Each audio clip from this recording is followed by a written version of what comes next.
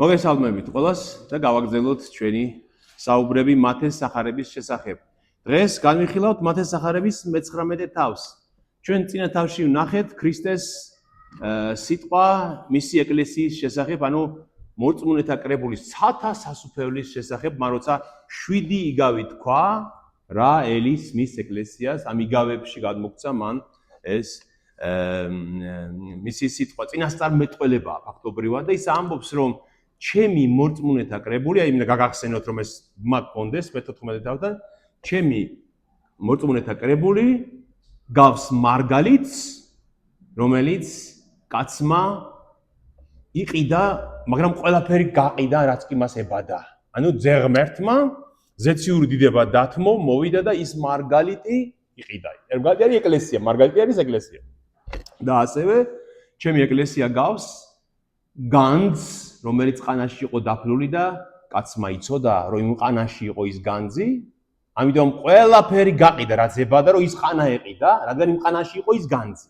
ანუ ეს ყანა არის დედამიწა, ძეღმერთმა დათმო ყველაფერი გაყიდა ამ წყალებში, ამ გაგებით მამასთან დიდება რაც ებადა, გაღატაკდა ჩვენთვის, გაღარიბდა, იმიტომ რომ ყველაფერი გაყიდა, რომ ეს ეყიდა, ეს მოეპოვებინა, ანუ მისი განძი, მისი ეკლესია.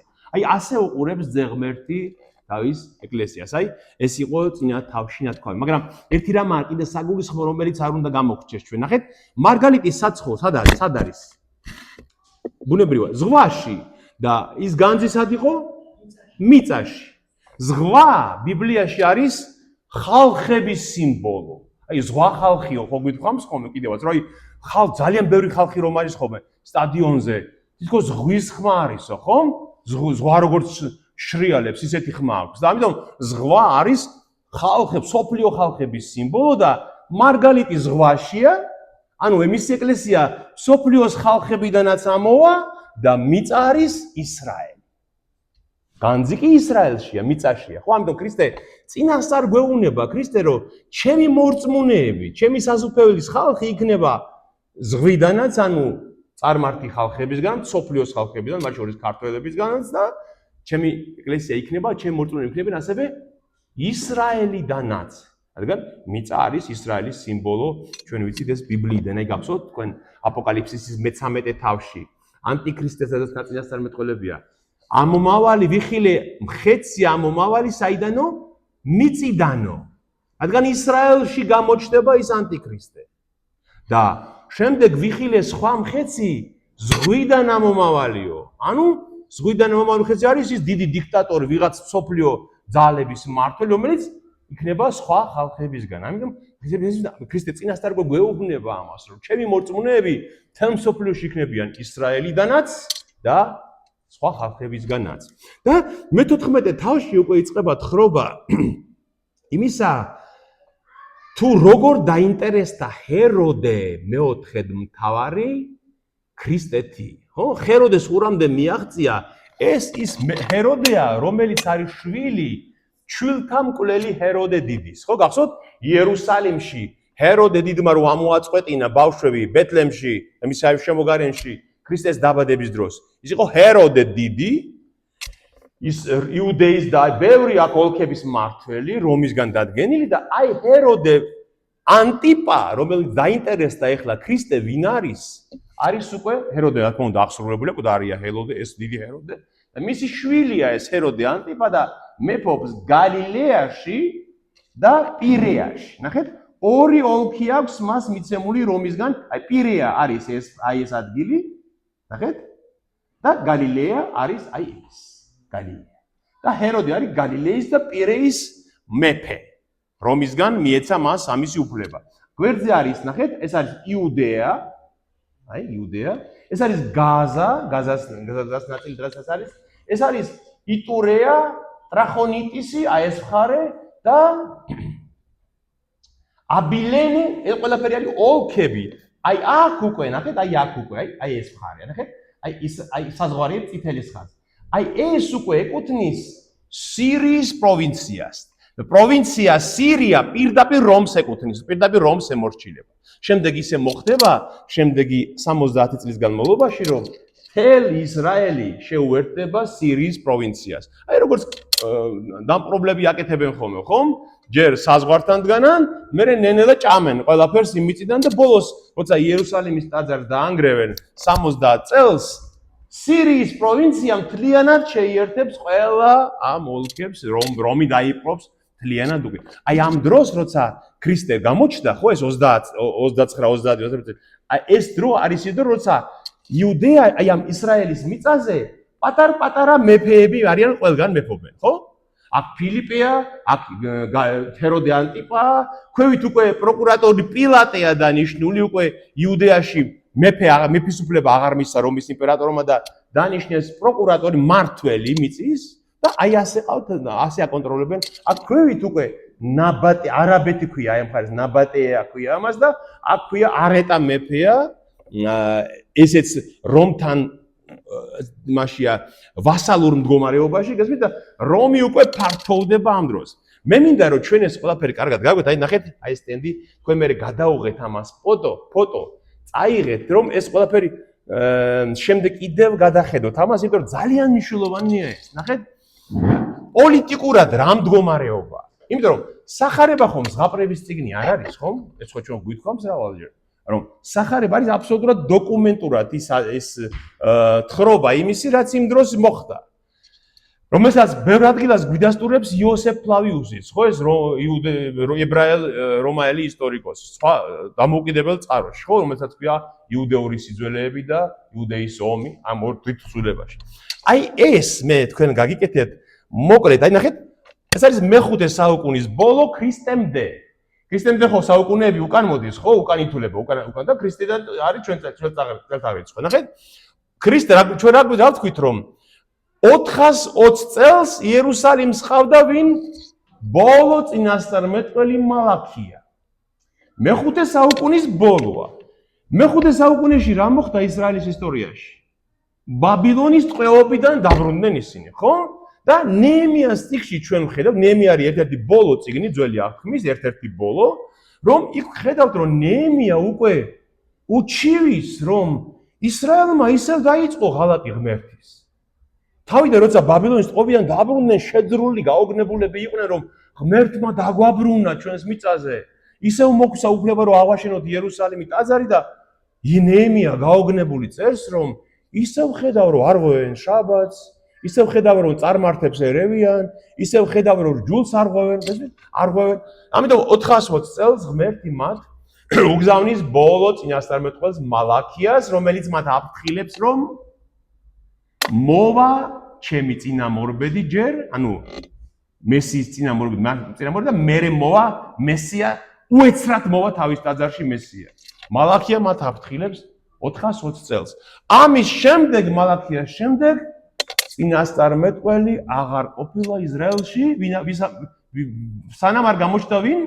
იოანე ნათლისმცემელი. მაგრამ ხო საინტერესოა, აი ამ სიჩუმის პერიოდში 4 საუკუნე, სანამ იოანე გამოჩნდა, ისრაელი პოლიტიკურად სად არის? აი რა ხდება იმით მიწის თავს? ხო საინტერესოა, აი როგორ დახვდა ის იესო ქრისტეს, მესიას როგორ დახვდა?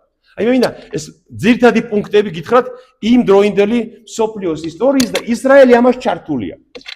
ნახეთ, აი სირია წერია, აი ეს ძალიან მნიშვნელოვანია, სირიის შემადგენელი ნაწილი იყო ისრაელი ძალიან ხშირად, ხო?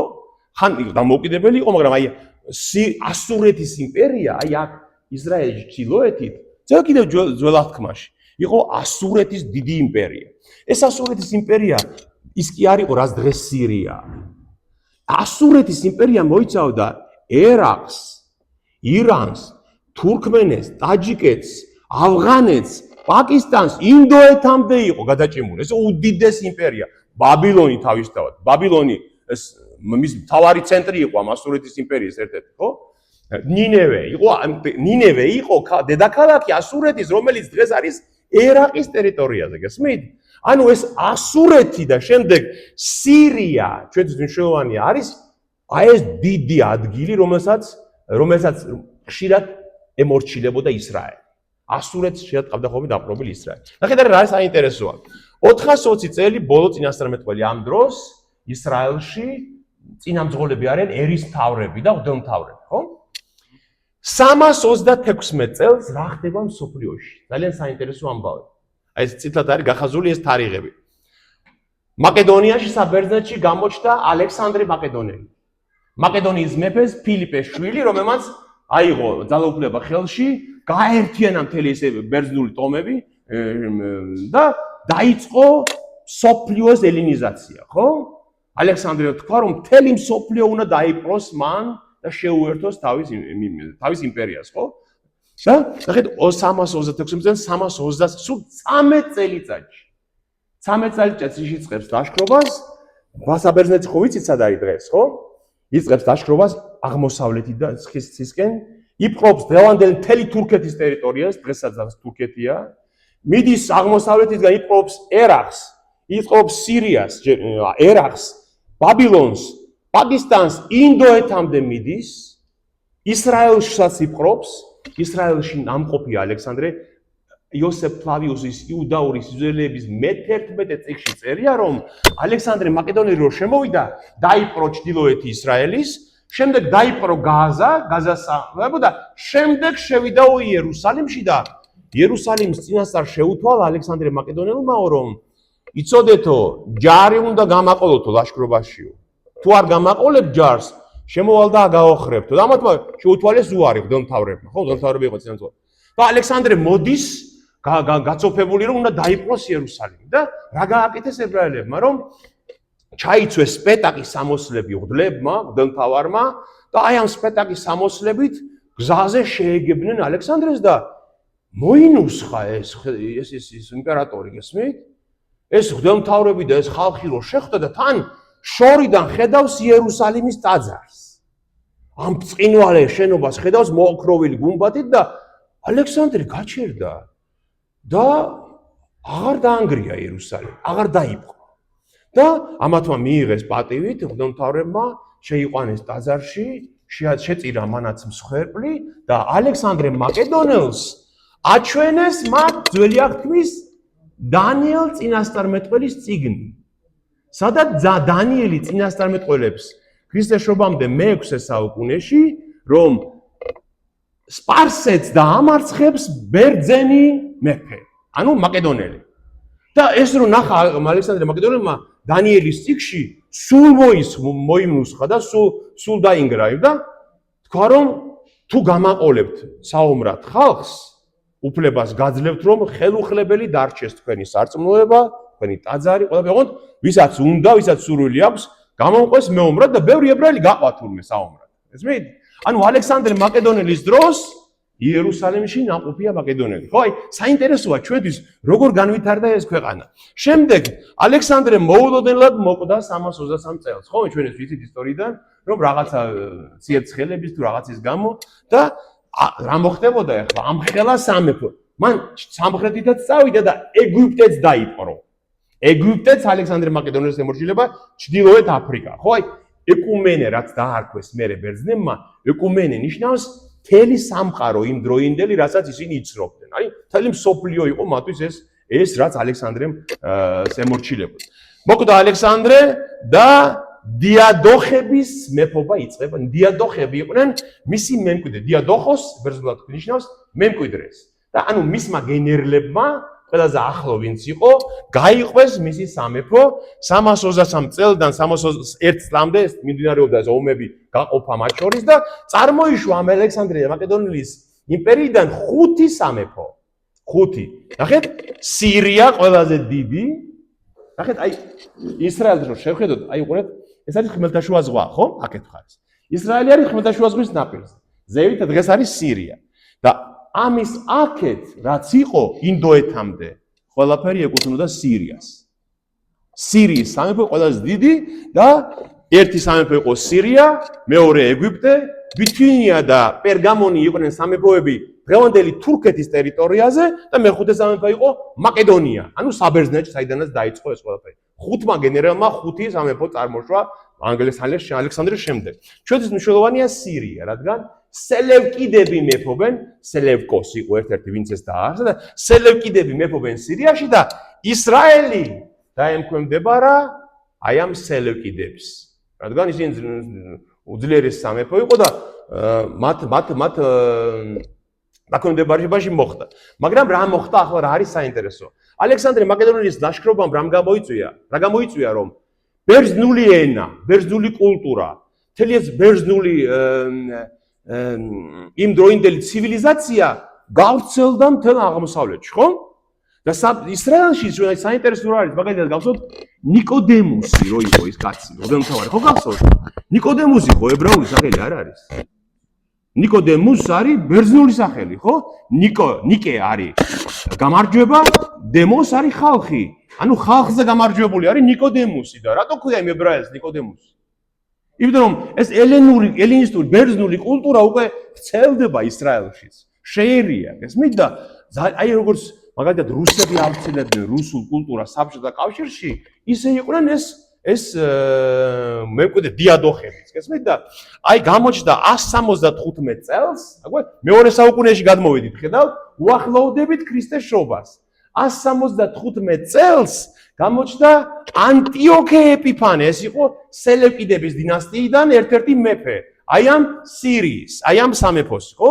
სირიის, რომელსაც ემორჩილებოდა ისრაელიც. და ეპიფანე იყო, ანტიკოე ეპიფანე იყო განსაკუთრებით სასტიკი და მან მოითხოვა, რომ გაუქმდეს ეს ებრაული ღვთისმსახურება, გაუქმდეს ეს ებრაული წესები, ეს ებრაული მსხვერპლი, ეს ებრაული ენა, ყველაფერი უნდა იყოს ბერძნული. და ძალიან დიდ კონფლიქტში შევიდა ისრაელთან ეს ანტიოქე ეპიფანე და მან გააკეთა აი გატიალების სიბილწე ქვია ამას ბიბლიაში. დანიელს აქვს ეს მე-11 თავში გატიალების სიბილწე. რას ნიშნავს, რომ ეპიფანემ თქვა, რომ ეს ტაძარი ზევსს უნდა ეძღვნებოდეს. იერუსალიმის ტაძარზე ამბობს. გადააკეთა, რომ ზევსს უნდა ეძღვნებოდეს ეს ტაძარი და ღორი დაკლამ მსხვერპლად საკურთხეველში. ღორი, იმიტომ ღორის შეწირვა ხო არ შეიძლება და უწმინდო ცხოველი იყო და შეურაცხყოფა ვეღარ აიტანა ისრაელმა, იუდეის სამეფო იყო, რომელიც ინარჩუნებდა მას და ნახეთ, აი არის ქალაქი მოდეინი. აი მოდეინი, ამ მოდეინში ცხოვრობდნენ მამა მატათია, მღვდელი იყო ეს მატათია და 5 შვილი ყავდა მას, მაკაბელების ოჯახი ქვია ამას და ნახეთ 167 წელს დაიწყო მაკაბელთა აჯანყება ვის წინააღმდეგ? ბერძნების წინააღმდეგ, ხო? 7 წელი გაგრძელდა და მოხდა ისე რომ ღვთისშეწევნით იუდეულებმა გაიმარჯვეს. განდევნეს ბერძნები, ეს სელევკიდები განდევნეს და დამყარდა ისრაელში 142 წლიდან 73 წლამდე ჰაშმონელთა დინასტია. ჰაშმონაიმ ქვია ებრაულად ეს ჰაშმონი იყო მათი წინაპარი, მამის მამა იყო ჰაშმონი და ამ მაკაბელთა დინასტია, ებრაელთა დინასტია დამყარდა 73 წლამდე. და აი ამ პერიოდში ნახეთ 100 წელზე ცოტა ნაკლებია. მართავდნენ ისრაელს მღვდლები. მღვდელმთავარი იყო მმართველი, მეფეც იყო და მღვდელმთავარიც. აი შემდეგ ჩვენ რაც რომში ვნახეთ რომ პაპი მეფეც იყო და პაპიც ხომ? ეს ებრაელებთან უკვე იყო იმ დროს. ებრაელები აი ამ დროს ჰაშმონელთა დინასტიის მაკაბელთა მმართველობის დროს უკვე მღვდელმთავარი იყო მეფეც. მაგრამ 63 წელს რა მოხდა ნახეთ? ამ დროს უკვე რომის იმპერია ფართოვდება, ხო? ეს ხო ბერძნული მეფობა იყო მაინც ეს ჯერ დიადოხები, შემდეგ სელევკიდები, შემდეგ ჰაშმონები და რომი უკვე მოდის სამხრეთისკენ და 63 წელს პომპეუსი, ხელმძღვანელი სარდალი პომპეუსი შემოდის ისრაელში შედის ისიც და ისიც ტაძარში შედის. საინტერესო ისაა რომ მათ იციან რომ მათი სულიერების და მეფობის ცენტრი ეს ტაძარია და პომპეუსს ევედრებიან რომ არ შეხვიდეს საკურთხეველში და შედის წმინდათა წმინდაში და გააგონებულია რომ цаრიელია, იქ არაფერი არ არის. რომ დაკარგულია უკვე იმ დროს ეს აღთქმის კიდობანი და წმინდათა წმინდა цаრიელია, იქ არაფერი არ არის. მაგრამ შედის მაინც. ნახეთ და დამყარდა რომაელთა მმართველობა. უკვე და აი მე რო გითხარით სირიის პროვინციას დაემქვემდებარა მთელი იუდეა, სამარია, გალილია, ყველაფერი უკვე რომის სირიის პროვინციის მმართველობაშია. ხო გასაგებია? და შემდეგ 40 წელს ხდება ასეთი შემთხვევა. და უკვე მივედით იქამდე. 40 წელს ეს დამარცხებული პართიელები, სპარსელები, ანუ რომა ხო წაართვა ჯერ ალექსანდრემ, შემდეგ რომა წაართვა, ხო, მთელი ეს სირიის ტერიტორია პართიელები თავს ეცხმიან იერუსალიმს. სპარსელები შურისძიების სახით და ამ დროს თავს იჩენს ვინ? ჰეროდე დიდი. ჰეროდე დიდი არის პოლიტიკოსი, მამამისი პოლიტიკოსი იყო, რომელიც იდუმეელია, იდუმეველები ცხოვრობდნენ ისრაელის სამხრეთით და ეს ჰეროდე იჩენს თავს და რომაელები მას ნიშნავენ იუდეის, გალილეის, მთელი ამ სირიას, რაც ეკუთვნოდა იმ ოლქების მეფედ. ეს იყო 37 წელს ქრისტემდე. აი ეს ჰეროდე დიდი მეფობდა 37-დან 4 წლამდე. და ეს იყო ის, ვის მეფის მეფობის დროსაც დაიბადა ქრისტე და ის შვილები რომ ამოწყდეს ბეთლემში. ხო ხდებით? აი ეს არის განვითარება, ხედავთ? აი რომმა 63 წელს ხომ დაიპყრო ქრისტე, იერუსალიმი, რომმა. 100 წლის თავზე ტაძარი აღარ არსებობს. ხო ხდებით? 70 წელს ხომ დაინგრა ტაძარი. 100 წლის თავზე რომმა მიაღწია იმას, რომ იერუსალიმის ტაძარი არის დანგრეული და კიდევ 60 წელში უკვე მიაღწია იმას, რომ იერუსალიმში აუგრძალეს ებრაელებს ცხოვრება და გაფანტეს თელ სოფლიოში და ის რომის ტაძარი წარმართული ღმერთის სალოცავად იქცა და იერუსალიმსაც დაერქვა სხვა სახელი, ელია კაპიტოლინა დაერქვა. რომაული ქალაქი გახდა იერუსალიმი და როგორც იოსებ ფლავიუსი წერს, 1 მილიონი იუდეველი ამოწყდა აი ამ მომენტში და მილიონობით გადაასახლეს თელ სოფლიოში. ხლობთ, აი ჩვენი დრო, ეხლა ნახეთ, 4 წელს მოვიდა, 4 წელს გარდაიცვალა ჰეროდე დიდი და მისმა შვილებმა ერთ-ერთი არის ჰეროდე ანტიპა, მიიღო მეფობა რომიდან გალილეაში და პირეაში. და მოდი დავიწყოთ ახლა უკვე ტექსტის კითხვა. ეს წინა ისტორია ძალიან საინტერესოა, რომ ჩვენ ვიცოდეთ, ნახეთ, აი რა არის საინტერესო, ხურეთ? ისრაელის მდგომარეობა ამ დროს საინტერესო, ნახეთ? იუდეაში მეფობს ვინ? იდუმეველი კაცი ვიღაცა, ხო? ეს იდუმეველები ვინ იყვნენ, იცით? ისრაელის მამამთავარი იაკობი, ხომ გახსოვთ? იაკობი. იაკობს ყავდა ძმა ესავი. და ღმერთმა უთხრა იაკობის და ესავის ტყუპები იყვნენ მუცაში რომ ყავდათ რომ იცოდეო რომ ესავი უნდა დაემორჩილოს იაკობს. ანუ მეფე იაკობისგან უნდა იყოს და ესავი მისი მორჩილი უნდა იყოს. მაგრამ ქრისტეს მოსვლის დროს მეფე ესავის შთამომავალია და იაკობი ემორჩილება მას. წართმეული აქვს ისრაელს ეს მეფობა რომელიც ღმერთმა აღუთქვა მართი ურჯულოების გამო. და დავიწყოთ ამის კითხვა, იმ ხანად ჰეროდე მეოთხედ მთავრამდე მიაღწია იესოს ამბავმა. და უთხრა თავის მსახურთ, ეს არის იოანე ნათლისმცემელი, გუდრეთით აღმდგარა და ამიტომ ძალნი მოქმედებენ მასში.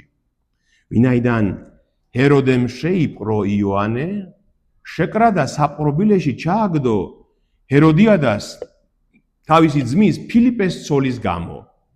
რადგან იოანე ეუბნებოდა მას, არ შეიძლება შენ ყავდესო იგი და უნდოდა მისი მოკლა, მაგრამ ხალხისა ეშინოდა, ვინაიდან წინასწარმეტყველად მიაჩნდათ იგი. ხოლო ჰეროდეს დაბადების დღეს ჰეროდიადას ასულმა იცეკვა წვეულთა წინაშე და მოხიბლა ჰეროდე. ამიტომ ფიცით აღუთქვა მას, მოგცემ რასაც მთხოვო. ხოლო მან დედამისისგან წინასწარ გაძრახებულმა სთხოვა ლანგრით მიეცათ მისთვის იოანე ნათლისმცემლის თავი. შეწუხდა მეფე, რადგან მაგრამ ფიცის და თანამეინახეთა რიდით მიცემა ბრძანა და გააგზავნა მსახურნი, რათა იოანესთვის თავი მოეკვეთათ საპყრობილეში და მოართვეს თავი ლანგრით და მისცეს ქალს, ხოლო მან მიართვა დედამისს. ხოლო იოანეს მოწაფეები მივიდნენ, გამოიტანეს მისი ნეშტი და დამარხეს, მერე კი წავიდნენ და აუწყეს იესოს. ეს არის პირველი მონაკვეთი. თქვენ თუ გახსოვთ, ჩვენ ბოლოს იოანეს ხსენება სად ნახეთ მათეს სახარებაში, იოანე ნათლისმცემლის? როცა იოანე ციხეშია უკვე, ჰეროდეს ჩამწდეული ყავს ციხეში და მისი მოწაფეები გამოაგზავნაო იოანემო ქრისტესთანო და ეუნებაო რომ მართლა შენ ხარო მომავალიო თუ სხვას ვიმეს უნდა ველოდოთ, ხო? იოანე დაებადა ეს კითხვა, რომ შენ ახარ მესია, ნამდვილად თუ კიდე სხვა მოდის მესია. და ქრისტე პასუხს უთვლის, რომ ნახეთ მესიანური საქმეები. სასწაულები მოუყევით იოანეს, რა ხდება? ბრმებს თვალი ეხილებათ, კეთროვანი იკურნებიან, წმინდებიან, კოჭლინ დადიან, მუნჯნი ენას ამოიდგამენ და უთხარით, რომ ნეტარია ის, ვინც არ შემცდარა ჩემში, რადგან საქმეები უნდა ნახოთ და იხილოთ. და ამის შემდეგ უკვე აღარ გვესმის იოანეზე არაფერი, რადგან ის საპყრობილეშია როგორც ჩანს ჰეროდესთან და შემდეგ მას კვეთავენ თავს. მაგრამ მიზეზი რა არის ამ თავის მოკვეთის, რომ ჰეროდე წავიდა რომში, რომ იმად იყო რომში და ახლა აი ჰეროდე დიდის, მათი მამის სიკვდილის შემდეგ მისი სამეფო დაიყო დაახლოებით 5-ად და მისმა შვილებმა, ვინც ანდერჩი იყო მოხსენიებული, ეს გაიყო ეს სამეფო. მაგრამ იქ იყო ერთი ძმა, ჰეროდე ფილიპე, რომელიც რომში ცხოვრობდა, რომელსაც სამეფო არ შეხვდა. ამ ჰეროდე ფილიპეს. და ეს ჰეროდე, რომელიც ჰეროდე მეოთხედ მთავარი, ეს რომელიც გალილეაში მეფობს, რომში იყო ჩასული სტუმრად და იქ მივიდა თავის ძმასთან სახლში, ნახევარ-ძმასთან, დედით სხვადასხვანი იყვნენ. აი ამ ჰეროდე დიდს ყავდა 10 ცოლი. ამიტომ მათ სხვა დედები ყავდა. და ჩავიდა რომში ეს ჰეროდე ანტიპა, გალილეის მმართველი მეფე და ნახა იქ თავისი ძმის ცოლი ჰეროდია. და ეს ჰეროდია, წარმოიდგინეთ, ახლა სიბილწე იმ ოჯახის, იმ ჰეროდე დიდის ოჯახის. ეს ჰეროდი არის ძმისშვილი იმისი, ვისი ცოლიც არის. ბიძის ცოლია, გესმით? ეს ინცესტი მათთან ძალიან გავრცელებული იყო. ანუ ჰეროდი არის ჰეროდე დიდის შვილი და მის ბიძას ყავს ცოლად. ძმის შვილი. და ამას მოეწონა ეს ქალი, ეს ჰეროდია, ჰეროდე ანტიპას, გალილეის მეფეს და შევიდა მასთან ურთიერთობაში და შესთავაზა მცოლობა. და ქალი დათანხმდა, ის ჰეროდია დათანხმდა და ეუბნება, რომ თუ ჩახვალ და შენს ცოლს მარიამნეს გააგდებ, გადააყენებ დედოფლობიდან, მაშინ ჩამოვალ და ვიქნები შენი ცოლი. ნახეთ, მას აი ამ ქალს ხომ სამეფო არა აქვს, რადგან მის ქმარს ფილიპე ჰეროდეს არ მისცეს წილი ხომ სამეფოდან. ამიტომ ეს ქალი შეპყრობილია ის რომ იყოს სადღაც დედოფალი, რომ ღალატობს თავის ქმარს და მეორე ბიძას მიყვება ცოლად, იმიტომ რომ სამეფო კონდეს მას. ხედავთ რა სიბილწე ტრიალებს ამ ოჯახში და ჰეროდე თანხდება, ბრუნდება რომიდან ჰეროდე, მაგრამ ჰეროდეს ცოლმა მარიამნემ უკვე იცის მის წინაშე რა მზადდება და მამამისი არის აი ეს რო გითხარით ნაბატეის მეფე, არაბთა მეფე, არეტამ შვილია, ეს ქალი არის არეტა შვილი და მამამისთან აგზავნის მოციქულს, რომ მოამზადე ყველაფერი მახეირის ციხეში, აი არის მახეირის ციხე, რომ მოვდივარ შენთან. და სანამ ჰეროდე რო დაბრუნდება, ის ვერ ხვდება ცოლმე უკვე იცის, ცოლს თხოვს ცოლი თხოვს ჰეროდეს, რომ გამაგზავნე იქ ქვევით ამ ციხეში, რადგან ეს ჰეროდეს ეკუთვნოდა, რომ ალბათ დასასვენებლად ან რაიმე სხვა საქმეზე, ჰეროდე აგზავნის მას, იქ მას ხვდებიან მამამისის ჯარები და მიყავთ მამამისის სამეფოში. გარბის ფაქტობრივად, იმიტომ რომ იცის რომ ჰეროდე მოკლავს მას. ან მოკლავს, ან სადაც გამოკეტავს იოანესავით ციხეში, ან რამეს უზავს. სანამ გარბის მისგან და ამ არეტამ მეფეს და ჰეროდეს, ნახეთ, ჰეროდეს სამეფო აი აქ თავდება პირეის სამეფო აი თავდება, აქ არის უკვე ამ მისი ცოლის მამის სამეფო და ამ საზღვრების გამო ისედაც ეს მათ კინკლაობა აქვს და იწყება მათ შორის ომი. აი იმის რომ მან მისი შვილი გააგდო, შეურაცხყო, გადააყენა დედოფლობიდან და ამ ომში სასტიკად მარცხდება ეს ჰეროდე ანტიპა, გალილეის მეფე. და ეს ჩვენ საიდან ვიცით ახლა, რასაც მეყვები, საიდან ვიცით? აი იოსებ ფლავიუსის იუდეურ სიძველეებში, ისტორიულ თხზულებაში არის ეს მოთხრობილი. თქვენ ეს ადრე წაგიკითხეთ და მოდი კიდევ ერთხელ ვინც არ იცის მათთვის წავიკითხოთ. და ესე იგი გაანადგურეს ჰეროდეს ჯარები, მის სიმამრ მან არეტა მეფემ გაანადგურა სასტიკად აი საზღვრებთან და ნახეთ რა წერია იოსებ ფლავიუსი რას წერს? იოსებ ფლავიუსი არის იუდეველი თავად. ის არ არის ქრისტიანი. მას სულ არ აინტერესებს სახარებაში რა წერია, მაგრამ გვიდასტურებს იგივეს, გესმით? ნახეთ რა წერს იოსებ ფლავიუსი. პირველ საუკუნეში ზოგიერთი იუდეველი სხვათა შორის ემხრობოდა იმ აზრს, რომ ჰეროდეს ჯარების დამარცხება ღვთისრიცხვის შედეგი იყო, როგორც სამართლიანი სასჯელი იოანე ნათლისმცემლის მკვლელობისათვის. იოანეს უკვე თავი აქვს მოკვეთილი ამ დროს და ყველობისთვის. ეს უკანასკნელი სიკვდილით დასაჯა ჰეროდემ მიუხედავად იმისა, რომ ის კეთილშობილი კაცი იყო, რომელიც იუდეველებს სრულყოფისაკენ მოუწოდებდა, იმ გაგებით რომ აფრთხილებდა მათ, ყოფილიყვნენ ერთმანეთის მიმართ სამართლიანი და ღმერთის წინაშე ღვთისმოსავნი და მხოლოდ ასე მიუსულიყვნენ მოსანათლად. როგორც ის ასწავლიდა, მხოლოდ ასე იქნებოდა ნათლობა სათნო ღმრთისათვის, რადგან ისინი განბანვას მხოლოდ სხეულის განწმენდად და ცოდვების შესანდობლად იყენებდნენ. და რადგან ამგვარი ქადაგებებით გამოწვეული განსაკუთრებული მიზიდულობის გამო აუარებელი ხალხი აწყდებოდა იოანეს, აუარი ხალხები მიყვებოდაო იოანეს, ჰეროდეს ეშინოდა მისი ავტორიტეტის გამო მის რჩევებს საყოველთაო მორჩილება არ გამოეწვია ხალხში და საშიში არ გამხდარიყო მისი მეფობისთვის, ამიტომაც უკეთესად მიიჩნია გზიდან დროულად ჩამოეცილებინა და ამეჭვის გამო ჰეროდემ შეაპყრობინა იოანე მახერის ციხეში ჩამწყდებინა და იქ მოკლა. იოსებ ფლავიუსი გვიდასტურებს ზუსტად იმას, რაც დაწერილია სახარებაში, დოკუმენტურ მოვლენად. და ეს ასე მოხდა, რომ ის ჰეროდია რო ჩამოიყვანა პილატემ, მისი ცოლი გაქცეულია, ხომ? ნახეთ, მისი ცოლი გაქცეულია, ჰეროდია ჩამოიყვანა, დედოფლად დაისვა, ჰეროდიას ჩამოყვა მისი ამ ინცესტის შედეგად გაჩენილი შვილი ბიძისაგან სალომეა და ერთ-ერთ წვეულებაზე სალომეა ცეკვავს, როკავს, როგორც ჩანს, საკმაოდ ისეთი ცეკვა იყო, არაზნეობრივი ცეკვა და აეგზნო, მოიხიბლა ეს ჰეროდე საკუთარი გერით და ეუბნება რომ ითხოვე რაც გინდა ყველაფერს მოგცემ, ნახევარი სამეფოც რო იყოს მოგცემ, თვალია. თან ალკოჰოლით დატყობოდ, გემოქმედების ქვეშ არის და სალომე დედისგან წინასწარ იცის რა უნდა სთხოვოს და სთხოვს წინასწარ მეტყველ იოანეს სიკვდილს თავს და ეწუხდა ჰეროდე, იმიტომ რომ პოლიტიკურად არ აწყობს ახლა იოანეს მოკლა. აი როგორც ახსოვთ, შემდეგ პილატე რო წუხს მოკლას თუ არა იესო ქრისტე, იმიტომ რომ წუხს რა, პოლიტიკურად არ აწყობს იმის მოკლა, მაგრამ როგორც ბოლოს ირჩევს მასე მაინც იმურჯულო გზას, აი ასევე ჰეროდეც აგზავნის და თავს მოკვეთენ იოანეს. ნახეთ, გუშინ ჩვენს მაშინ გქონდა ეს საუბარი შტუტგარტში და იქ აკითხეს რომ ესე შეიძლებაო რომ სთხოვაო რომ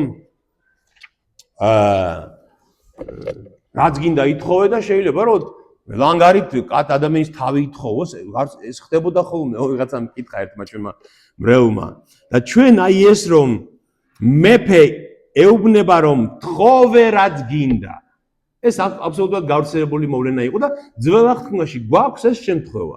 ეს არის ესთერის წიგნში.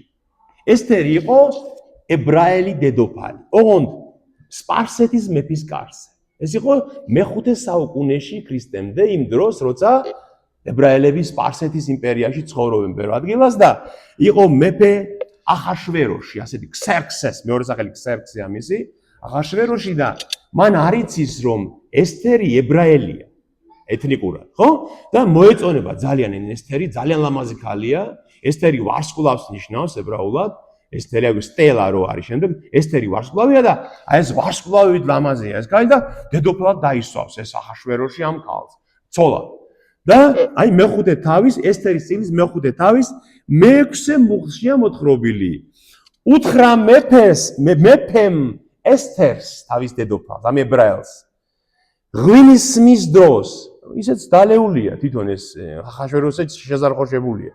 ღვინის მის დროს, რა სათხოვარი გინდა რომ აგისრულდეს, რას მეხვეწები, ნახევარი სამეფოც რომ იყოს, აგისრულებ. იგივე ეუბნება.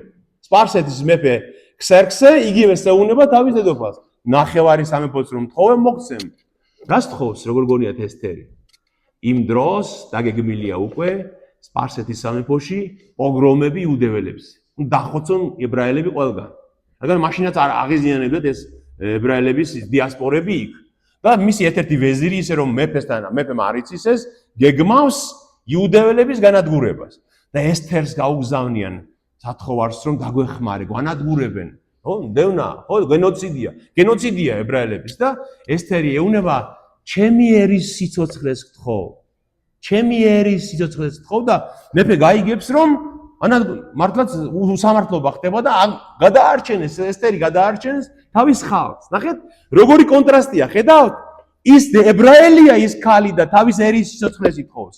ეს ურჯულო ეს იდუმეელია, ეს არ არის ებრაელი დედოფალი და ითხოვს რას? სიკვდილს ისრაელისას. ხედავთ? აი როგორი სხვაობა მათ შორის, ხო? მაგრამ ეს ხდებოდა ხოლმე, რომ ესე მეფე ითხოვდა თავაზობდა მთხოვერაც გინდა.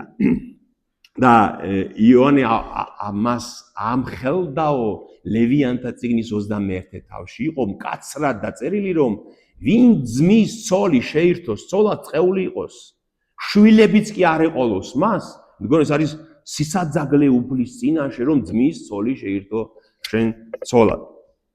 და იონეს თავს კვეთენ. ეს არის ნახეთ ისტორიული კონტექსტი როგორი საინტერესოა, ხო? ვიღაცები იძახიან უცოდინარი ხალხი იძახიან რომ სახარებაოს ზღაპარი და ლეგენდაა. სუფთა ისტორია, სუფთა. აი მე ხო ადრეც გაჩვენეთ თქვენ ლუკას სახარების მესამე თავში სადაც ჩამოთვლილია ქრისტეს გამოჩენა. ლუკა ასახელებს 6-7-8 დოკუმენტურ ადამიანს, ვინც ამ დროს აი ამ ოლქებში მეფობს, ხო? ნუ ისტორიულ მოვლენებს იმოწმებს რომ ჩვენ გვითხრას როდის დაიბადა იესო ქრისტე, როდის გამოჩნდა იესო ქრისტე უпростоრად.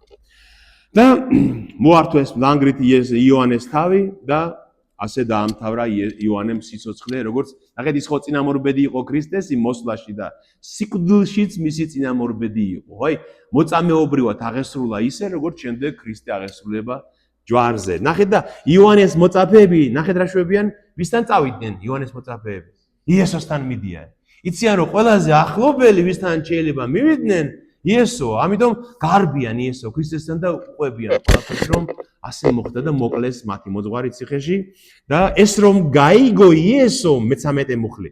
ეს რომ გაიგო იესო ნავით გაეცალა იქაურობას და უდაბნოში განმარტოვდა, მაგრამ შეიტყო ხალხმა და ფეხდაფეხ მიჰყვა ქალაქებიდან. ნახეთ, წუხს გოიარია იესო. ნახეთ, გლოვობს. ის ხო სრული კაცი გახდაო, ხო წერია იმაში. ნახეთ, აი იოანეს სიკვდილმა დაამწუხრა ისე რომ არავის ნახვა არ უნდა და განმარტოვება უნდა ამ თავის წუხარებაში და გავიდა აი ტბის მეორე მხარეს, როგორც ჩანს, აი აქ არის სადღაც უფალი, გენესარეთის ტბის მხარეს, აი აქ უდაბნო ადგილას არის განმარტოვებული. მაგრამ აი ეს ადგილი ნახეთ, ეს მინდა გაჩვენოთ. ქრისტეს შესახებ ჩვენ ხო ძველი აღთქმიდან ბევრი რამე ნაწილასწარმეტყველები გვაქვს. აი რა გვაქვს ნაწილასწარმეტყველები? მაგალითად რომ ხასიათი როგორი ექნება მას. ხო ამბობს ისაია წინასწარმეტყველი რომ ისეთი ლმობიერი იქნება რომ გადატეხილ ლერწამს ფეხს არ დაადგამს, ხო? გვერდს აუვლის, იმიტომ რომ გადატეხილი კია, მაგრამ მაინც არ გათელავს მას. ხო, აი, ისეთი ლმობიერი იქნება, კაცთმოყვარე იქნება ისეთი. წერია ასევე გარეგნობაზე წერია, რომ წვერი მქონდა მიშვერილი ჩემი წვერის მგლეჯელებისთვისო და ყვებზე ვინც მირტყავდა. ან წვერი ექნებოდა ის. და კიდევ ერთი ადგილია, ეს არის ესაია წინასწარმეტყველის 50 თავი. მე მინდა გაჩვენოთ ის წუხარებაში როგორია იესო, როგორი იქნება აღთქმული მესია ქრისტე. ნახეთ რა წერია. მაგრამ უფალი შემეწეოდა მე, ამიტომაც არ დამცირვებულ ვარ, ამიტომაც კაჟად ვაქციე ჩემი პირისახე და ვიცი რომ არ შევრცხვები. შეგიძლიათ წარმოიდგინოთ ახლობელი რომ მოუკვდება ადამიანს და რომ სახე გეღრიცება მწუხარებისგან რომ გინდა რომ ცრემლი წამოგივიდეს და კაჟად უნდა აქციო შენი სახის პირი, აი ქვათ უნდა აქციო შენი პირისახე რომ შენი საქმე უნდა გააგრძელო. წერია ვიცი რომ ღმერთი მეხმარება მე, ამიტომაც კაჟად ვაქციე ჩემი პირისახე ამ გაჭირვების დროს. ნახეთ და ზუსტად ეს ხდება აქ. არაცალეს მწუხარება. რო გაიგეს რომ იქ წავიდაო, ცალკე განმარტოვდაო, ეს ხალხი იხულა და გაყვა მაინც. არაცლიან მწუხარებას რა. მოპავს. მაგრამ გამოდის, ნახეთ გაიგო გამოვიდა იესო, იხილა დიდძალი ხალხი და შეებრალა და განკურნა მათი სნეული. და ჩვენ ლუკას სახარებიდან ვიცით მე-9 თავიდან რომ ეს ხდებოდა ბეთსაიდაში. აი ბეთსაიდა აი აქ არის. აი აქ არის ბეთსაიდა, მეთევზეთა სოფელი, საიდანაც იყვნენ მისი მოციქულები ბევრი რამოდენიმე და ხდებოდა ბეცაიში და განკურნა ისევ აგრძელებს თავის საქმეს და ისევ ეხმარება ხალხს. ხოლო შებინდებისას მივიდნენ მისი მოწაფეები და უთხრეს უდაბურია ეს ადგილი და თანაც გვიანია უკვე გაუშვი ხალხი რათა წავიდნენ სოფლებში საჭმლის საყიდლად. მაგრამ იესომ უთხრა მათ არ სჭირდებათ წასვლა, თქვენ თვითონ მიეცით მათ საჭმელი. ხოლო მათ უთხრეს რომ არაფერი გვაქვს 5 პურის და 2 თევზის გარდა. იესომ უთხრა მათ აქ მომიტანეთ და მოლზე დასხდომა უბრძანა ხალხს, აიღო 5 პური და 2 თევზი, ზეცად აღაპყრნო თვალნი, აკურთხა და გატეხა პურები და მისცა მოწაფეებს, ხოლო მათ ჩამოურიგეს ხალხს. და ჭამა ყველამ და გაძღნენ და გაავსეს ნარჩენები 12 კალათი, ხოლო იყო მჭამელი ასე 5000 კაცი, ქალების და ბავშვების გარდა. და მაშინვე აიძულა იესომ თავისი მოწაფეები, ნავში ჩამსხდარიყვნენ და მასზე ადრე გასულიყვნენ გაღმა, სანამდე თვითონ გაისტუმრებდა ხალხს. და ყურობის სასწაული ხდება აი ამ დროს, როცა მოსაღამოვდა. ამის პარალელური ადგილი ჩვენ მე-6 თავში იოანეს სახარების განვიხილეთ, ხომ გახსოვთ, რომ ქრისტე მათ აჩვენებს, რომ ზეციდან ჩამომავალი პური მე ვარ ქრისტეულები. ის მანანა, რომელიც ზეციდან მოგცად მამამ ძველ აღთქმაში, როცა მოდიოდით უდაბნოში და სიკვდილი გემუქრებოდათ სიკვდილით, ხო? შიმშილით სიკვდილი და მამამ ზეციდან გიწვევდათ პური, ის მამა ჩემისგან იყო პური და ახლაც მე მამამ გამომგზავნა თქვენთან როგორც სულიერი პური, ხო? ამას ნიშნავს. ამიტომაც პური არ აქვს, ეუბნებიან რომ 5 პური გვაქვს, 5 ქერის პური და 2 თევზი, ეს ვის რას ეყოფა ეუბნებიან და სხვა მარკოსთან წერია რომ რა ვქნათ ეხლა წავიდეთ და 200 დინარის პური უყიდოთ და ვაჭამოთ, ეუბნებიან მოციქულები და 200 დინარი იმდენ წარმოუდგენელი თანხა, 200 დინარი არის დაახლოებით დღეს 20-25,000 евро. იმდენი ხალხია მათ გარშემო. როვიან გარშემო გადმოვიყვანოთ ჩვენ მას. და ქრისტეუნება არა თქვენ მიეცით მათ საჭმელი. რატო ეუბნება თქვენ მიეცით მათ საჭმელი? როგორ? აი ეს მომავალში მოციქულებს უნდა ახსოვდეს რომ ჩვენ უნდა მივცეთ საჭმელი ხალხს. სულიერი საზრდო ჩვენ უნდა მივცეთ ხალხს. ნახეთ, აი ამ თავში ორი ადგილია, ორი ძლიერი ადგილია, როცა ქრისტე წინასწარ რასაც ეუბნება, იმიტომ ეუბნება რომ მერე გაახსენდეთ, მომავალში გაახსენდეთ. ნახეთ, თქვენ მიეცით მათ საჭმელი. კიდევ ჩვენ მერე აღდგომის შემდეგ სათხდება ის რომ ეუბნება ქრისტე მოციქულებს რომ მიეცით საჭმელი ჩემს კრავებს, სხვებს. სათხდება, როგორ გახსოვთ?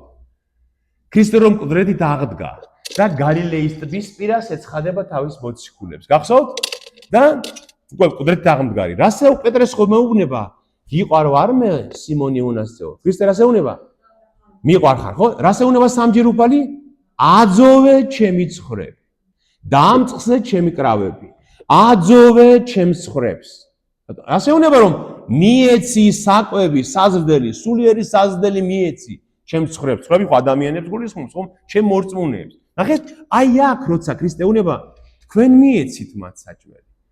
უკვე ერთხელ ჩვენ საიდან უნდა მივცეთ საჭმელი, მაგრამ ჯერ მათ არ ესმით რომ ქრისტე სულიერ საზრდოზე ლაპარაკება, ხო? და ქრისტე ამ სასწაულს ახდენს, ამრავლებს ამ მე ხშირად მიფიქრია ხოლმე რომ აი ტექნიკურად როგორ უნდა მომხდარიყო ეს? აი როგორ 5 პური და უცბად ტეხენ არიგებენ და არ თავდება, როგორ უნდა ყოფილიყო? ალბათ ასე კალათში ეწყო ხო იმ ბიჭს ვიღაცას ის 5 პური. რომ უნდა მისცე ვიღაცას უნდა იქ გატეხო და მისცე და რომ ტეხავენ კალათში არ თავდება ეს პური. ტეხენ და ისევ არის, ბევრია. ალბათ ასე მოხდა, ოღონდ ისე მოხდა სასწაულებრივად, სასწაული ხდება, დიახ?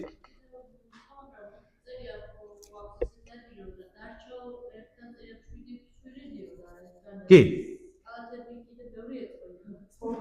არა, ხო ის აკრიფეს цариელი კალათები, ხო, იმიტომ რომ ამ ხალხს ვინც აქ წამოვიდა, როგორც ჩანს, ბევრს წამოღებული ქონდა რაღაც.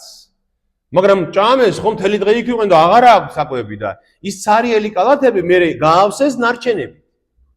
მაგრამ ის რაც გაანაწილეს, ის ერთ ბიჭს აქვს მხოლოდ 5 პური და 2 თევზიო და ეხენ არიგებენ, აწვდიან და ის არ თავდება, სასწაული მოხდა, ხო? მაგრამ ის რომ ერთგან 12 კალათა აკრიფეს ნარჩენები და ერთგან 7, ეს სხვადასხვა შემთხვევებია აღწერილი. სხვადასხვა შემთხვევებია, ხო? ბატონო? ორჯერ მოხდა ეს დაყურების სასწაული, ხო? ნახეთ. რა თქმა უნდა. აი ისეთ მივდივართ. ეხლა რომ დანაყრდნენ 12 კალათი აკრიფეს ნარჩენების 12 ვინ იყვნენ ისრაელში? 12 ისრაელის 12 ტომი, მთელ ისრაელში 12 ძმისგან წარმოიშვა ისრაელი, ხო? მაგრამ ნახეთ, ქრისტე უკვე დიდ კონფლიქტშია მღვდელმთავრებთან, იერუსალიმთან, უკვე იერუსალიმში მასი სიკვდილი გადაუწყვიტეს. თითქმის სანახევროდ ესომ დაამთავრა მათთან, იმიტომ რომ იცის რომ ისინი მას არ მიიღებენ, ამიტომაც იგავებით ელაპარაკება, ჩვენ ხო ეს ნახეთ. აი ქრისტე აი აქ არის, კნიაზარეთის ტბის პირას არის, მაგრამ მაინც ისრაელზე ფიქრობს.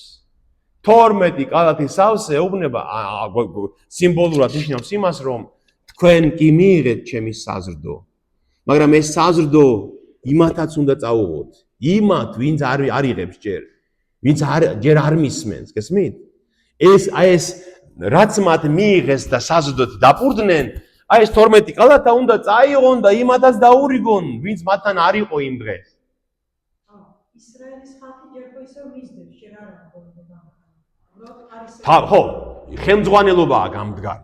იუდეა, ხო, ეს თავარი ცენტრი სულიერების იყო იერუსალიმი, ხო? ისრაელის ხალხი მას კიდევ მისდევს, კიდევ მისდევს, მაგრამ ამიტომაც ეს 12 კალათა რაც ნარჩენები მათ დარჩათ, აი 12 კალათას ხوار გადაყრიდნენ. 12 კალათას წაიღებდნენ მერე, იმ დღის მერე და რას იზამდნენ? სადღაც სოფლებში გაივლიდნენ და გაჩერდებოდნენ და მოყვებოდნენ რა მოხდა იმ პურის კურთხევის დროს. ხო მოყვებოდნენ. ვიღაცა ხო კითხავდა რომ როგორ მოხდა, აბა მოგვიყევი. ეთქო ნაი ნარჩენი და მასაც მისცემდნენ პურის ნარჩენს, ხო?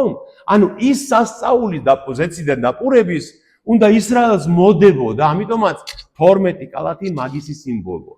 მაგიტომ ხდება ეს რომ დარჩა და ქრისტე ეუბნება რომ არაფერი დარჩეს აკრიფეთ ყველაფერი. იმიტომ რომ ეს იუდაური წესი იყო რომ პურის და საჭმლის გადაგდება არ შეიძლება. სადილის და ვახშმის და პურის ჭამის დროს იუდეველები ლოცულობდნენ. წარმოუდგენელი იყო რომ იუდეველს პური გაეტეხა ისე რომ არ ელოცა. რომ დავიწყებოდა და გაეტეხა, უნდა ამდღარიყო დაედო პური და მაინც ეთქვა ლოცვა. ხო? ეს ჩვენ ვიცით ეს შემონახულია ეს თალმუდშიც არის ეს წესები როგორ უნდა გაეკეთებინათ, ხო? მე ოჯახის უფროსი ტეხდა პურს და ის იწყებდა სადილს. არ შეეძლო ვიღაც შვილს დაეწყო, მას გაეტეხა პური, არა, მას უნდა ეთქვა ლოცვა, ამბობდნენ სათა მეუფეს ღმერთს მადლობას წირავდნენ აი ამ პურისთვის, აი ამ ბოსტნეულისთვის, თუ რაც ჰქონდათ სადილად, ამ თევზისთვის, რომ მისცა ზღვამ და შემდეგ იწყებდნენ ჭამას და წარმოუდგენელი ცოდვა იყო საჭმლის გაფუჭება, საჭმლის გადაგდება, რადგან ღმერთისგან მოცემული იყო ყველა საკვები.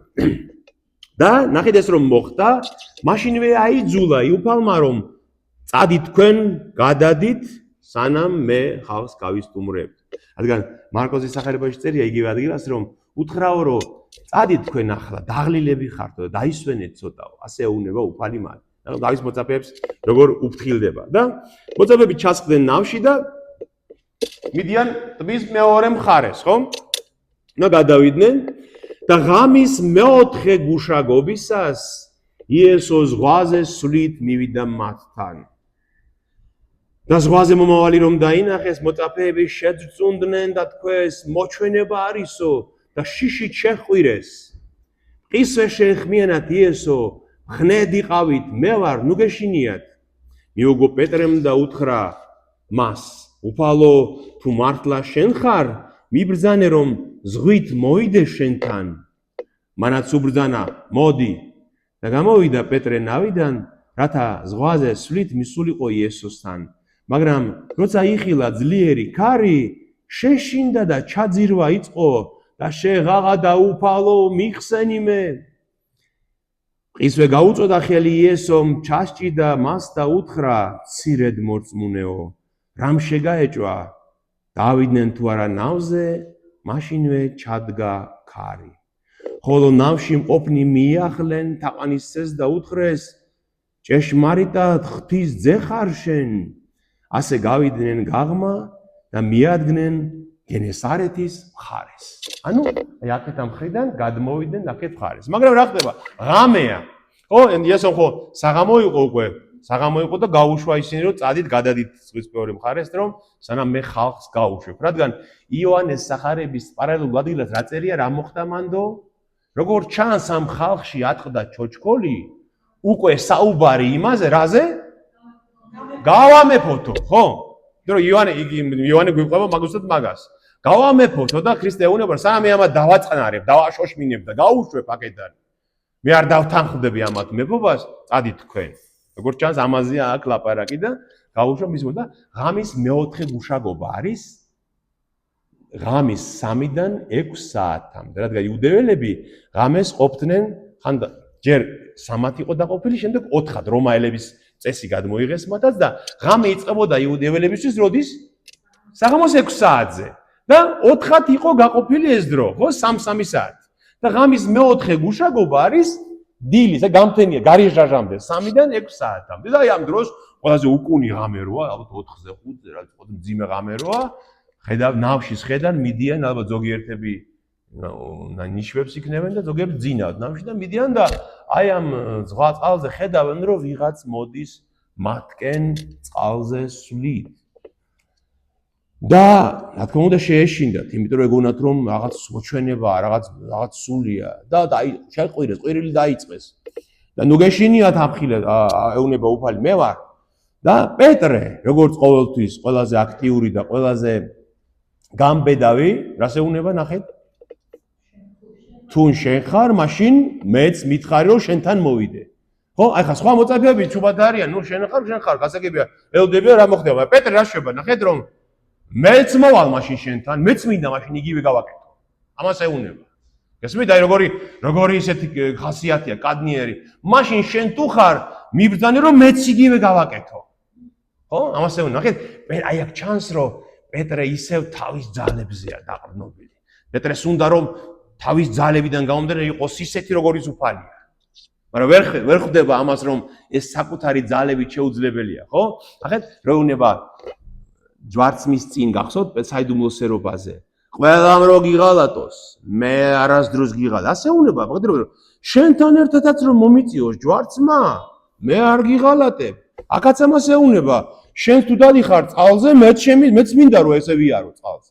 გესმის, მაგრამ ეს თავისი ძალებიდან გამომდინარე უნდა ესე იყოს და მე ეცემა და ხდება რომ არა, თუ ღმერთმა არ მისცა მას ეს ძალა, შეუძლებელია რომ მანე შეძლოს. და ქრისტე ეუნება როგორც მომთმინე მოძღვარი, მოდი ეუნება, მოდი. და გადადის პეტრე და იწყებს წყალზე სიარულს. რწმენაც აქვს, გონა არა აქვს რწმენა მიდის, მაგრამ რო ეხეთქება ეს ტალღები და ეს შავი წყალი, შავი ზღვარო ჩანს, შეეშინდა და იწყო ჩაძირვა. და რას ამობს? ნახეთ, რას ამობს? უფალო, მიხსენი მე, ყვირის, ან მიშველე მე ეუნება ყვირის. და ქრისტე იმ წუთში მოკიდებს ხელს და მცირედ მორწმუნეო, რატომ შეეჭვდი? და აიყვანა ნავზე, ავიდნენ და თაყვანისცეს რომ შენახარ ნამდვილად ძեղთისა. კითხვა ჩდება ასე. იბადება ასეთი კითხვა. მე თქვენც მინდა რომ ამაზე იფიქროთ რომ რატომ დაუშვა უფალმა აი ეს რაც მოხდა იმ დროს წყალს? რატომ მოხდა ეს? აი რატომ მოხდა ის რომ პეტრე უნება მეც მოვალ შენთან, მოდი, იძირება, თხოვს მიშველე კვდები, ანუ იძირები, რიხჩობი და ამოყავს წრიდან. რატომ მოხდა ეს? ხსნა უფლისგან არის. კიდევ? რომ ითხოვოს მისგან. როდის? ზუსტად. როცა შენ დაიწყებ ჩაძირვას, გახსოვდეს ეს მომენტი. აი ამიტომ ეუნება პეტრეს ამას. გესმით? აი ხა უყურეთ წარმოიდგინეთ. პეტრე ხო ისეთი გაბედულია რომ გადავიდა წყალში აი ამ წყალტალღებზე მიდის, ხომ? სხვა დროსაც ხო ხედავ ჩვენ პეტრეს ამ გაბედულებას. როდის ხედავთ? საიდუმლოსერობის დროს როცა ამბობს რომ მე ამაძე მაგარი ვარ. ამათ რო გიღალატონ, მე არ გიღალატებ, ხო? გეცემანის ბაღში. იმაზე დიდი ბოროტების ღელვა რა უნდა ყოფილიყო, რომ გეცემანის ბაღში აი ამ სიჩუმეში ღამე არიან ქრისტე ლოცულობს და აი ამ სიცრუმეში უცბად ისმის რომის კოჰორტის ხმა, ხო? მოდის ეს საჭურველი ჟღრიალი ხმლები ეს შესაძლოა ხო ის როგორ მოდის რომის ჯარისკაცები და იციან რომ დამთავრდა, მოდიან, შეიპყრობენ. ამ დროს ბევრი მისი მოწაფეო გაიქცნენო. ერთმაო ხელში შეატოვა პერანგი რაც ეცვაო იმ ვინც ჯარისკაცო და გაიქცაო. შიშველი გაიქცა. პეტრე რას აკეთებს ამ დროს? პეტრეს არ ეშინია, ხმალს ამოიღებს და იმ ძიმედ შეიარაღებულ ჯარისკაცს ყურს ჩამოათლის. და თან პეტრეს ხმალი კი არ აქვს. ხანჯალი აქვს. პატარა რა რაღაც ესეთი ხანჯალი, ხო? ის რა უნდა იეო მომი. მაგრამ ნახეთ, აი იქაც ესე შედის ამ ღელვაში, ამ ბოროტების ზღვაში შედის და არ ეშინია. ესმის? და ქრისტე აჩერებს იმ დროს, იმიტომ რომ იცის რომ აქ შეიძლება დაკარგოს სიცოცხლე პეტრე, ხო? ხო, ნახეთ, შემდეგ ყველაზე მთავარი, როდესაც ქრისტეს შეიპყრობენ, სად შეიყვანენ ღამე? კაიაფა მღვდელმთავრი, ანა მღვდელმთავრის სახლში შეიყვანენ, იქ არიან მღვდელმთავრი და ღამეა. და ამ ღამე ხო ეს ამ სასამართლო იმართება და იქ მთელი ჩოჩქოლია, მთელი ამბავი ხდება, ხო და ეს ამ სახლს გალავანია, ხომ? გალავანია, ხო, მღვდელმთავრის სახლი როგორი იქნებოდა წარმოიდგინეთ. იოანე მოციქული იცნობდა პირადად იმ მღვდელმთავრის ოჯახსო წერია. და იოანე შევიდა, იმიტომ რომ იცის რა ნაცნობია მათი და იოანეს დიდი საშუალება არ ემუქრება იქ, ხო? იმიტომ რომ ნაცნობია. პეტრე მათ არ იცნობს, ხო? და გამოვიდაო იოანეო და პეტრე შეიყვანაო. რომელი ადამიანი შევა იქ ამ ადგილას, სადაც ასეთი უბედურება ტრიალებს, ხო? შეიძლება იფიქრო რომ იქ რომ შევიდე შეიძლება მეც დამიჭირონ, მეც გამასამართლონ, მეც მომკლან, მაგრამ არა. აი ესე როგორც იმ წყალში, იმ ზღვაში შევიდა პირდაპირ მიდის ფეხით, იმ სასამართლოს ეზოში შედის და იქ ჯდება ცეცხლთან. უშიშარი არ ეშინია, გესმის? და ამ დროს იწყებს ჩაძირვას. როდის იწყებს ჩაძირვას? ის ქალი მოვა ვიღაცა იქ მღვდელმთავრის ვიღაც ნათესავია თუ მსახურია და შენც იმის მოწაფე არ ახარო და თვალებში უყურებსო პეტრეს ეუნება. თვალებში უყურებს, აი უტიფრად, იმიტომ რომ იცის რომ ეს ამათი მსხვერპლია და ამ დროს გატყდება პეტრე. შეეშინდება და ამბობს, არა, არ ვიცნობ მაგას. მეორე დაუტყევენ, როგორ არ იცნობ, კაცო, შენც მის მაგალითად იყავი? არა, არ ვიცნობ, რევს ლაპარაკობ და მესამე ტყვის როგორ არ იცნობ, შენზე არამეულად ლაპარაკობ, მისი მოწაფე ხარ და დაიწყებს ფიცს, რომ არ ვიცნობ მაგას. და აქ დაიწყო ჩაძირვა პეტრემ. ჩავარდა იმ წყალში და იღუპება. და ნახე როგორ წერია რომ დაიწყო ტირილიო და გამოვიდა გარეთო და ატირდა მწარედო. ხო? მაგრამ რატომ გადარჩა პეტრე? რატომ იუდასავით თავი არ ჩამოიხჩო პეტრემ? აი ეს შემთხვევა ხო ახსოვდა მას. რომ ნუ გეშინია მცირედ მორწმუნეო. აქა ვარ მე. ხელი რო გაუწოდა რომ ამოიყვანა. ხო? ეს ხო ახსოვს. ხომ არ შეიძლება ეს არ ახსოვდეს, ხო? აი ესეთი ზრუნვა და ფარველობა. როგორ შეიძლება შენ სასოწარკვეთილი გახდა ამის მერე? ხომ შეუძლებელია? ამიტომაც კი მტიროდა მწარედ, მაგრამ ეს შემთხვევა მას აძლევს ძალას და იცის რომ აუცილებლად უშველის მას ისე ვინც მაშინ იმ გალილეის ზღვაში უშველა. გესმით?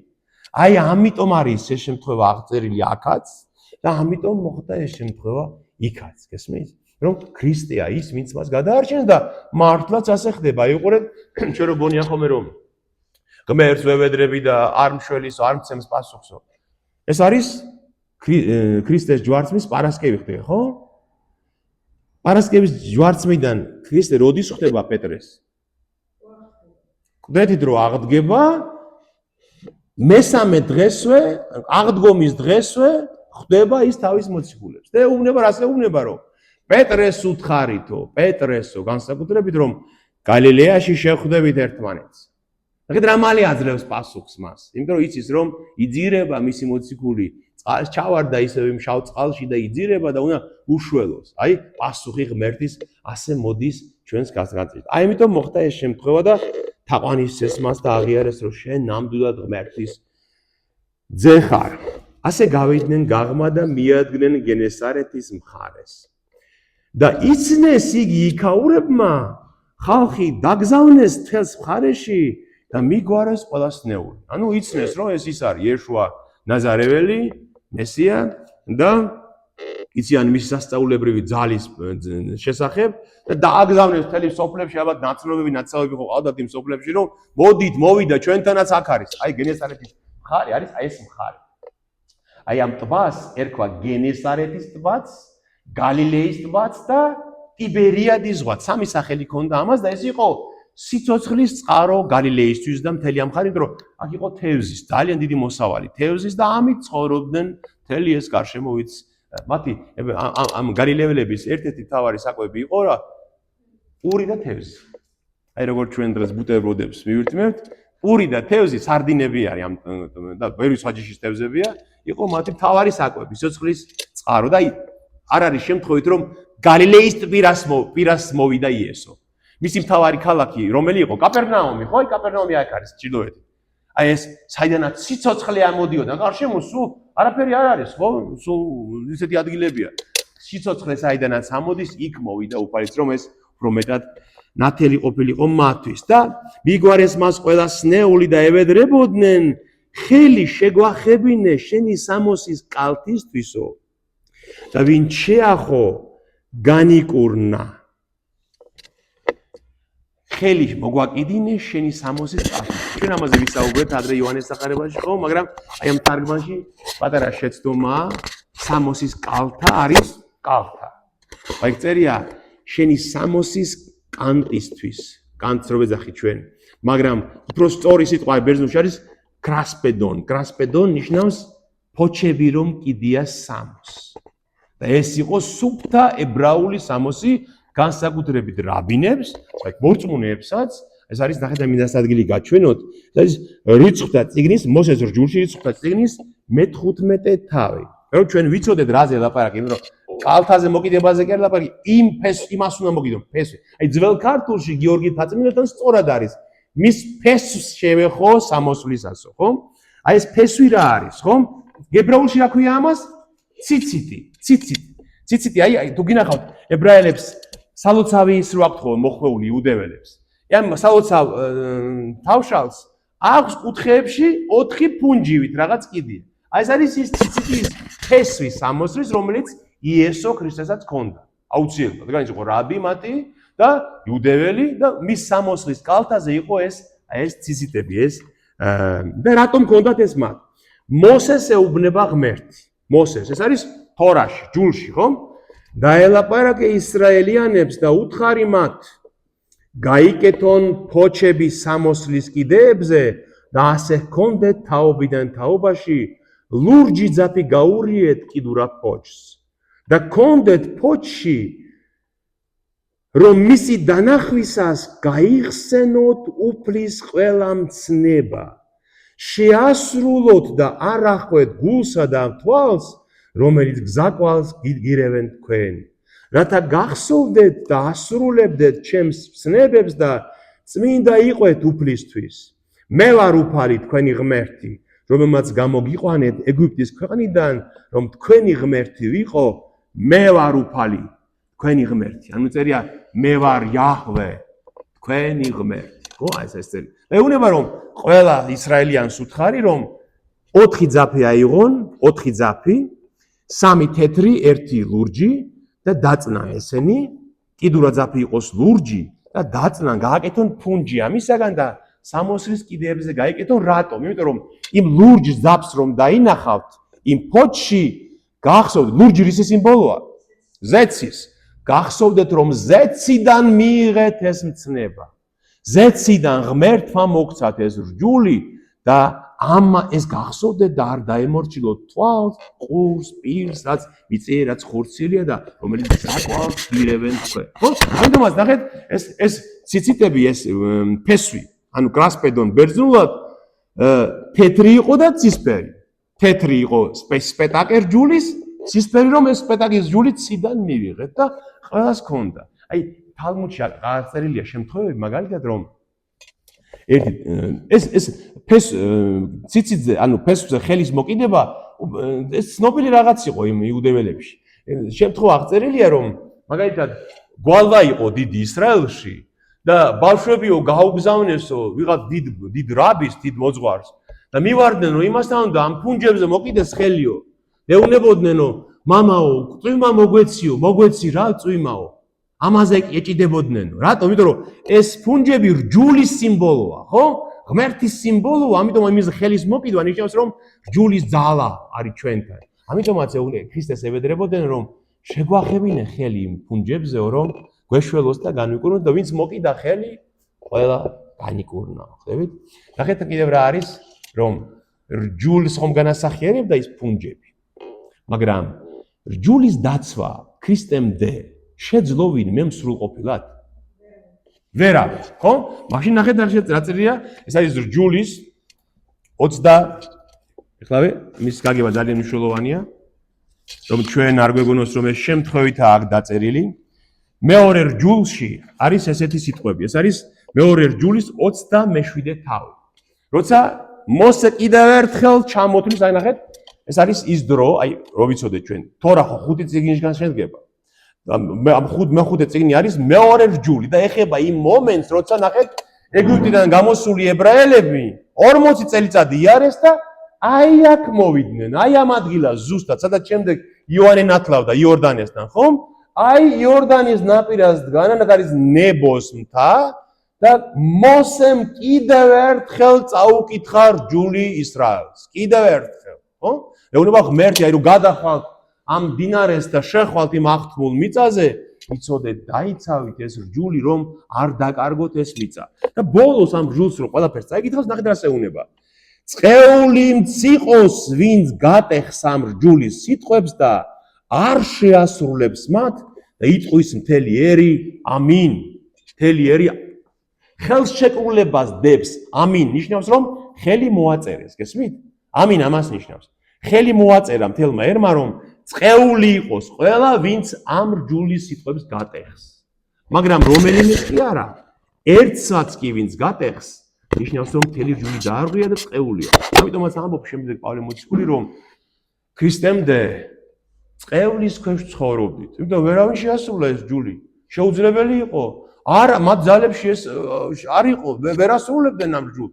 ცდილობდნენ, მაგრამ ამიტომაც დაწყევლილები ვიყავით ყველაო და ახლაო, აი ამას ამბობს პავლე, რომელთა მიმართ ეპისტოლეში, დღესაც წავიკითხეთ, რომ ახლაო ქრისტე დაიწყევლა ჩვენთვის. ხო? აი ის წყევლის სასჯელი მან აიკისრა თავის თავზე და იტანჯა, იწამა, მოკვდა ჯვარზე და ჩვენ გაგვათავისუფლა რჯულის არ შესრულების წყევლისგან, გესმით? ამიტომ ჩვენი წყევლისგან თავისუფლები ვართ და ახლა გამოხსნილნი მადლის ქვეშ ცხოვრობ, ხო? გესმით? აი ამიტომაც ქრისტეს რომ მოყიდეს იმ რჯულის ნიშანზე ხელი იმას ნიშნავს, რომ ქრისტე იყო ერთადერთი, ვინც რა სრულყოფილად დაიცვა რჯული. ამიტომაც მას ჰქონდა ეს ძალა და მას შეეძლო მათი შველა. ამიტომაც ნახეთ, წყევლა რას ნიშნავდა? წყევლა ხომ სიკვდილს ნიშნავდა. თუ ჩვენ რჯულს არ იცავ, მაშინ მოკვდები აუცილებლად. ვინმე რომ გამოჩენილი, ჰიპოთეტურად რომ ვთქვათ, რომ ვინმე რომ გამოჩენილი იყო ისრაელში, ვინც რჯულს სრულყოფილად დაიცავდა, ის მოკვდებოდა თუ არ მოკვდებოდა? ის არ მოკვდებოდა. ხო, წერია რომ ვინც დაიცავს რჯულს სრულყოფილად, იცოცხლებს მისი მეშვეობით, ხო? ამიტომ ერთადერთი ვინ იყო რომ ქრისტე, ვინც რჯული ბოლომდე დაიცვა და საიდან ვიცით ეს? ქრისტემ იცოცხლა თუ არ იცოცხლა? აი რითი საიდან ვიცით რომ ქრისტემ იცოცხლა? აღდგომით, ხომ? ქრისტე რადგან საფლავში არ დარჩა, აღდგა მკვდრეთით და ამაღლა. ესეც ჩვენ ვიცით რომ ის იყო ერთადერთი, ვინც ყველაფერი დაიცვა რჯულში. ამიტომ მას ძალუც ჩვენი გამოხსნა იმ წყევლისაგან. ამიტომაც ჩვენ ნახეთ სულიერად ვართ ქრისტეს მემკვიდრეები.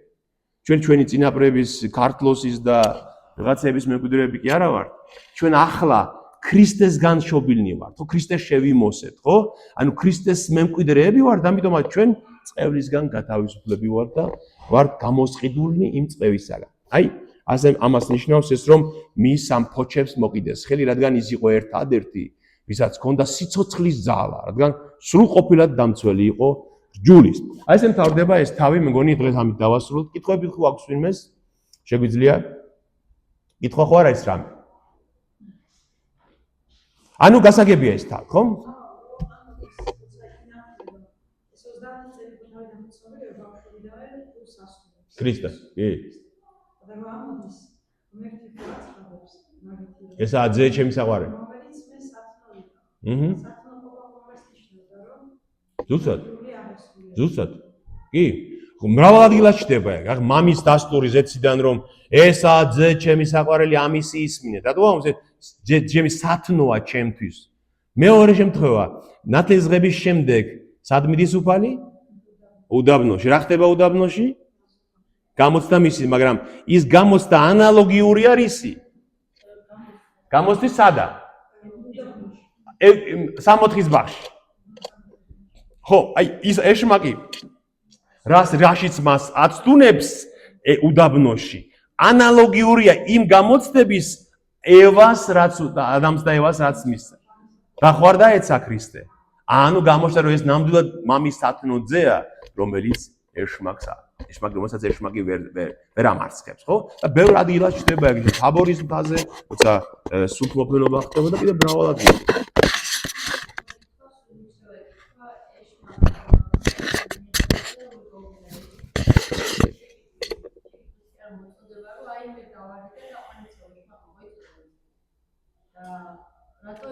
იმიტომ რომ ეშმაკმა ბოლომდე არ იცოდა ის ვინ.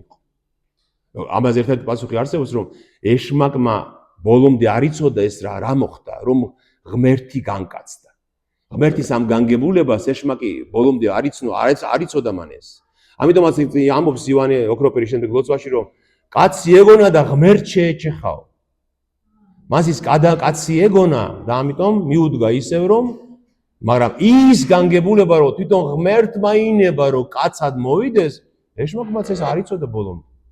როგორ ახლა ღმერთი ხო?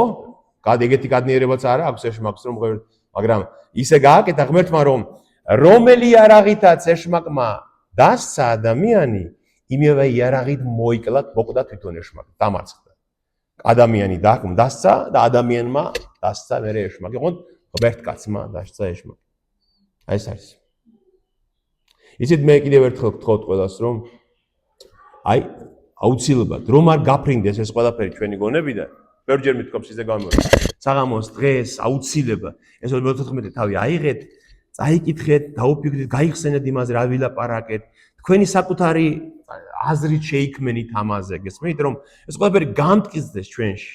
ამიტომ აი ხლა რასაც აქ მოусმინეთ, შეიძლება ძალიან ეფექტური იყოს და ძალიან გასაგები იყოს, მაგრამ 2-3 საათში დაიკარგება. თუ სახში არ გადაშალეს 14 თავი და კიდე ერთხელ არ წაიკითხე და არ გაიარე კიდე შენ გონებაში არ გაიარა ამ ყველაფერმა. ხო გასაგებია? ამიტომ ნუ გავატანთ ქარს იმას რაც ესე ნაყოფიერად ვილაპარაკეთ 1 საათი. მერთმა დაგლოცოთ, მადლობა უფალს და მადლობა თქვენ.